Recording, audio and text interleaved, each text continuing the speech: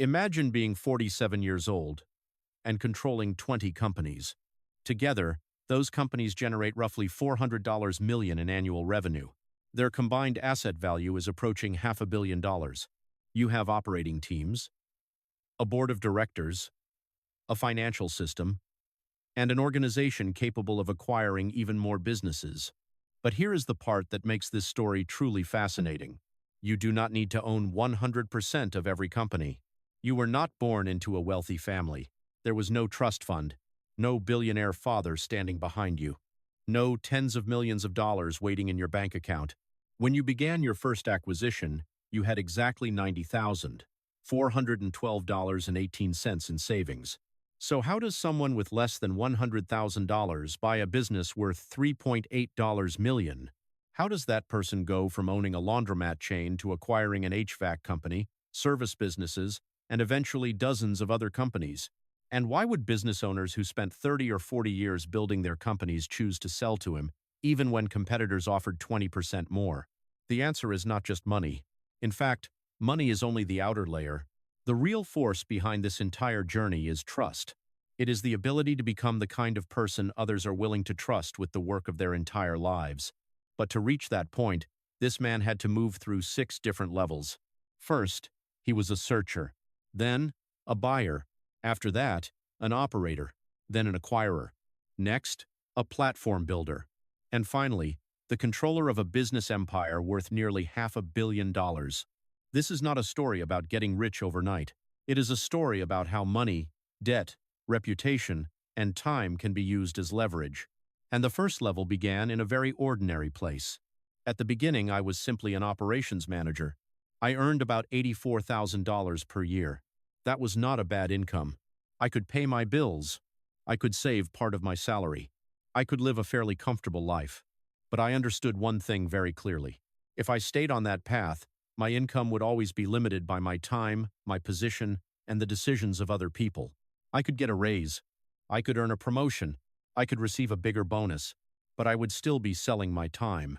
If I stopped working, the income would stop too. I did not want to own only a good job. I wanted to own an asset that could generate cash flow. So I started searching for businesses to acquire. I was not looking for a glamorous technology company. I was not interested in an app burning cash in exchange for users. I was not chasing some exciting idea that had never produced a real profit. I searched for ordinary businesses, boring industries, things people would still need whether the economy was strong or weak. During that search, I found a laundromat chain. The business was valued at approximately $3.8 million. The owner was a 68-year-old man named Wade who was ready to retire. Wade had spent most of his life building the company. He understood every location. He knew every key employee. He knew which seasons produced the most revenue. He knew which machines broke down most often. He knew which customers had been loyal for decades. To me, it was a business. To Wade, it was part of his life. This is the point many business buyers fail to understand. They enter the negotiation with a spreadsheet. They look at revenue, profit, assets, debt. Then they try to force the price as low as possible. But the seller is not simply selling a financial statement. He is selling the years of his life, his reputation, his relationships, his employees who have worked beside him for years. For older business owners especially, money is not always the only factor. They also care about what happens after they leave. Will the employees be fired? Will the brand disappear? Will long-term customers be ignored? Will the business be drained of cash and broken apart? Wade did not only need a buyer, he needed a successor. So I spent time trying to understand him. I did not only ask about the numbers. I asked why he started the business. I asked what made him most proud. I asked what worried him about retirement. I asked which employees had been with him the longest. I asked which values he never wanted a new owner to destroy. Through those conversations, I learned one of the most important lessons in business. A seller may reject a higher offer and choose the buyer he trusts more. Because when you already have enough money to retire, a little more cash may matter less than knowing your life's work will not be destroyed by some greedy idiot. People who only ask, "How much can I buy it for?" and "How much can I sell it for?" will never understand this. They see the company, but they do not see the human being behind the company.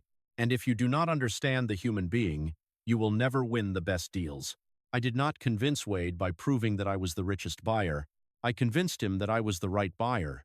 But there was still one enormous problem. The business cost $3.8 million. I had just over $90,000. When most people hear about buying a $3.8 million business, they assume the buyer must already have $3.8 million in cash, but that is how a consumer thinks about buying an asset. Buying a business is a capital structure problem. The important question is not only how much money you have. The important question is whether the business can generate enough cash flow to help pay for its own acquisition. In this deal, the bank financed roughly 80% through an SBA loan. The seller retained approximately 12% through a seller note. In simple terms, Wade agreed not to receive the entire purchase price immediately. Part of the deal would be repaid over time using the future cash flow of the business. The remaining amount came from my savings and personal assets used as collateral. That meant I could acquire a $3.8 million business with roughly $90,000 in upfront cash. It sounds like a financial magic trick, but there was no magic. There was only leverage, and leverage always has two sides.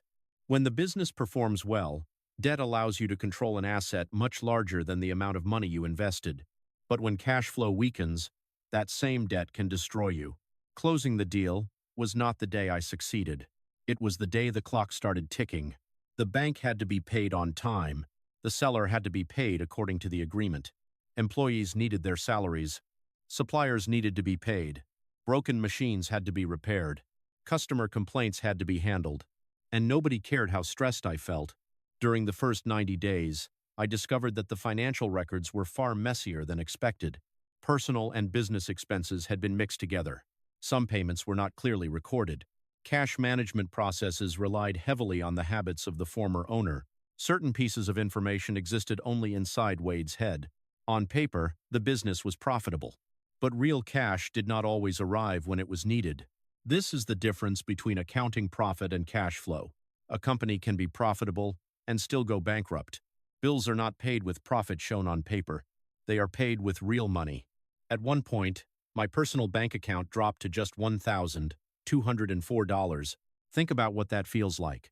You have just purchased a business worth millions of dollars. From the outside, people may think you are rich. But in your personal account, almost nothing remains. Your assets are pledged as collateral. The bank debt is active. Cash flow must be protected every single day. A few machines breaking at the same time, one major customer leaving, or a serious staffing problem could threaten the entire structure. That was when I understood something important. Buying the business did not mean I had won. Buying it was only the entry ticket. Operating it properly would determine whether I survived. The internet is full of people who love talking about financial freedom. They brag about revenue. They brag about assets. They brag about using other people's money. But they never talk about sleepless nights. They never talk about cash flow pressure. They never talk about the responsibility of knowing that dozens of families depend on payroll from your company. Weak people are obsessed with results. They hate responsibility. They want to be the boss but cannot handle pressure. They want leverage but refuse to accept risk. They want money to flow into their pockets while they sleep until noon. That mindset does not build an empire. It only builds cheap fantasies. I had to learn quickly. Cut unnecessary costs. Standardize the books. Monitor cash every day. Understand every important operation.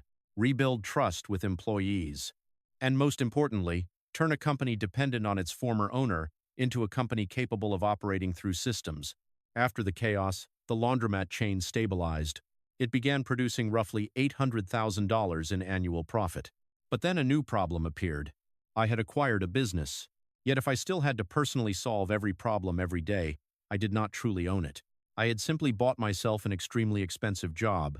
In the early stages, I was involved in nearly everything: finance, hiring, operations, supplier negotiations, customer complaints, financial reports, equipment failures. That level of involvement was necessary in the beginning. I needed to understand the business from the inside. But if I continued doing it for too long, I would become the biggest bottleneck in the company. Every decision would wait for me. Every problem would be pushed upward to me. Employees would never learn to take responsibility because they knew I would eventually solve everything. This is a common trap for highly capable operators. Because they are good at the work, they refuse to delegate. Because they do not delegate, the team never develops. Because the team never develops, the owner becomes even more overloaded. Eventually, they own a company but live like an exhausted employee. I realized I could never operate 10 or 20 companies that way. So I hired and empowered a general manager. That person became responsible for day-to-day operations. I built reporting systems, defined the most important metrics, established decision-making limits, clarified which problems the team could solve independently and which issues needed to be escalated. My role began to change. I was no longer only an operator. I became a capital allocator. An operator asks, "What problem must I solve today?" A capital allocator asks, "Where should the next dollar be invested? Should we open another location, buy new equipment, pay down debt, hire stronger people, or acquire another company?" That is a completely different level of thinking. You are no longer optimizing a single job. You are optimizing an entire capital system. Once the laundromat business became stable, I started searching for the next acquisition. One of the industries that interested me was HVAC, heating, ventilation, and air conditioning. Again, this was not a glamorous business, but customers had real needs. When an air conditioning system fails in the middle of summer, people do not spend 2 months deciding whether to repair it. They need help immediately. If an HVAC company operates independently, depends heavily on the founder, and lacks professional management systems, it may be valued at only 3 to 4 times earnings. But once that company becomes part of a larger platform, everything changes. Accounting improves. Financial reporting becomes more transparent. Hiring systems become stronger. Insurance costs may fall. Purchasing power increases. Dependence on one individual decreases. When risk falls, valuation rises. A company previously valued at 3 to 4 times earnings may be valued at 6 to 8 times earnings once it becomes part of a larger and more stable system. Consider a simple example. A company generates $1 million in profit. At a 4 times multiple, it is worth roughly $4 million. After being integrated into a better system, if the market is willing to pay 7 times earnings, the value could rise to $7 million. The company does not need to instantly double its profit. It only needs to become less risky, more transparent, and easier to scale. That alone can create enormous value. This is the power of a platform. But to achieve it, you cannot simply buy a collection of companies and let each one operate in isolation. That was the mistake I faced at the next level. When the system reached 8 companies, the combined value was approximately $50 million. From the outside, everything looked highly successful. Inside, it was chaos. 8 companies used 8 different accounting systems, 8 legal teams, 8 reporting structures, 8 hiring processes, 8 insurance policies, 8 technology systems, 8 purchasing methods. Every company optimized for itself. Nobody optimized for the group. When a business is small, that fragmentation may not seem dangerous. But as the number of companies grows, hidden costs begin to appear everywhere. Data arrives late. Reports cannot be compared. Performance becomes difficult to measure. The same supplier sells the same product at 8 different prices. One company struggles for cash, while another holds too much. Strong employees in one company are not used across the group. I realized I did not own 8 companies. I owned 8 islands.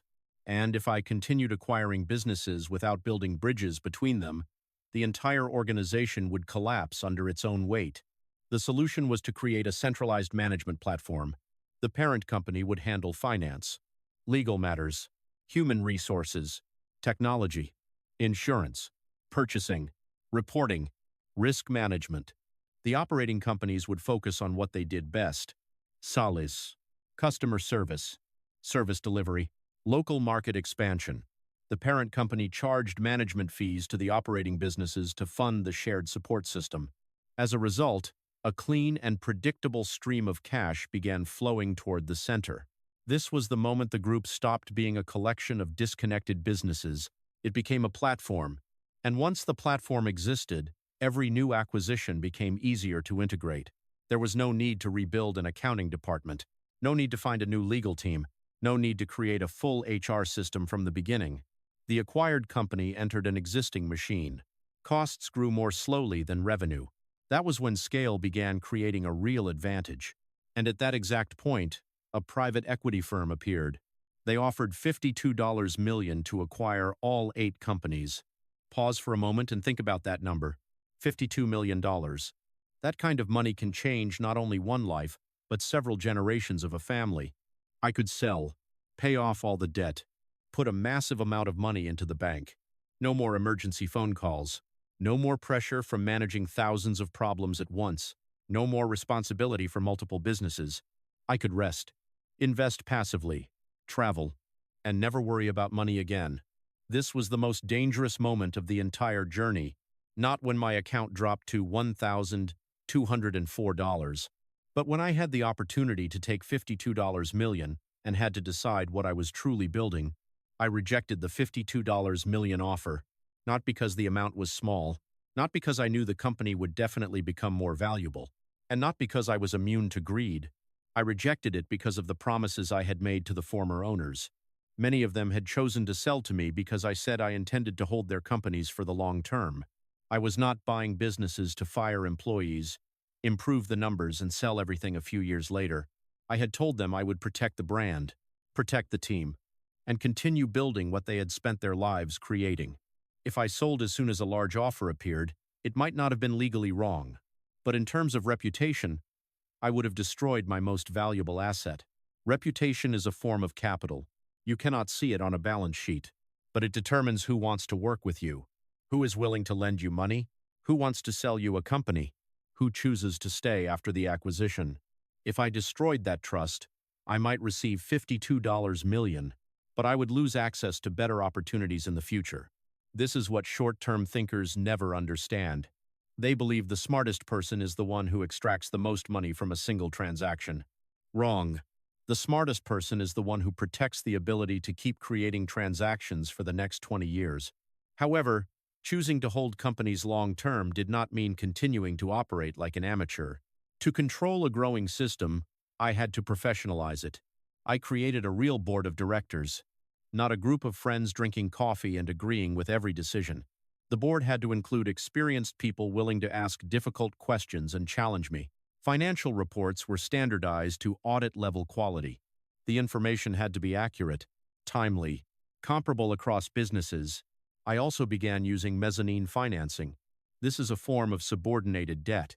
It is more expensive than a traditional bank loan, but often more flexible. It allowed the group to continue acquiring companies without forcing me to repeatedly pledge my personal assets.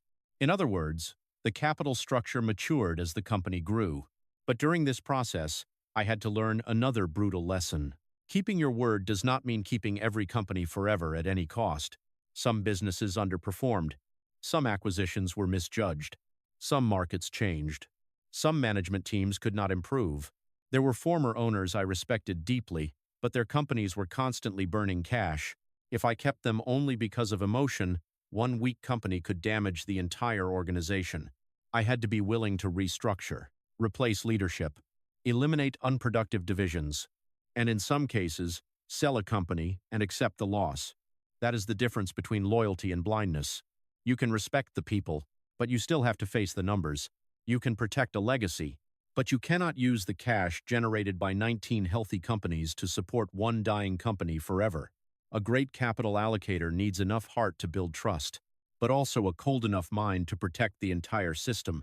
By age 47, I controlled 20 companies. Combined annual revenue had reached approximately $400 million. The total value of the system was approaching $500 million. But the greatest advantage was not the number of companies. It was not revenue. It was not borrowing capacity. The greatest advantage was time. Private equity firms usually raise money from investors. Then they acquire businesses, grow them, increase profits, and sell them within a defined period, often 5 to 7 years. They always have a clock running. Eventually, they must exit and return capital to investors. I did not face that same pressure. I could hold a company for 10 years, 20 years, or longer. I did not need to cut employees simply to make next quarter's profit look better. I could hire a new manager and give that person time to grow. I could improve systems over many years. I could accept lower short-term profit in exchange for stronger long-term performance. That became my greatest source of strength. When I spoke with an older business owner, I did not have to promise that I would sell the company after 5 years. I could tell them that we intended to hold it. That is why many owners were willing to sell to me even when another private equity firm offered 20% more. At first, that sounds irrational. Why would someone reject the higher offer? Because for a person who spent 30 or 40 years building a company, money is not the only thing they want to maximize. They want to know what happens to long-term employees. They want to know whether the brand will survive.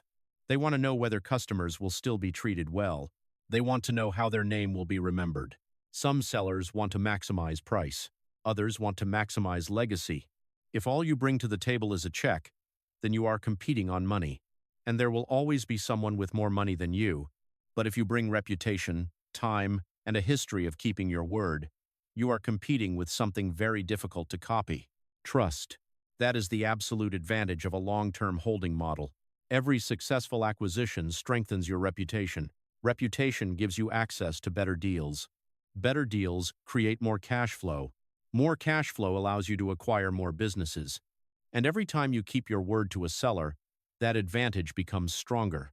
It is a flywheel. It starts slowly, but once it begins turning, competitors find it extremely difficult to catch up. When people look back at this journey, many of them will focus on the original $90,412.18. They will ask how someone could buy a $3.8 million company with that amount of money. Some will focus on the SBA loan. Some will focus on the seller note.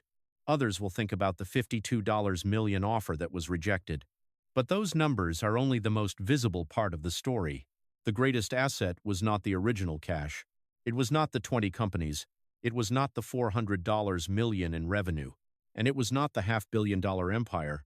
The greatest asset was becoming the kind of person others were willing to trust with the work of their entire lives. Money gets you into the negotiation. Financial knowledge helps you structure the deal. Operating skill helps the business survive. Systems allow you to scale, but only reputation makes the best opportunities come to you. And reputation is not built through words. It is built through a series of difficult decisions. Keeping your promise when breaking it could make you tens of millions of dollars.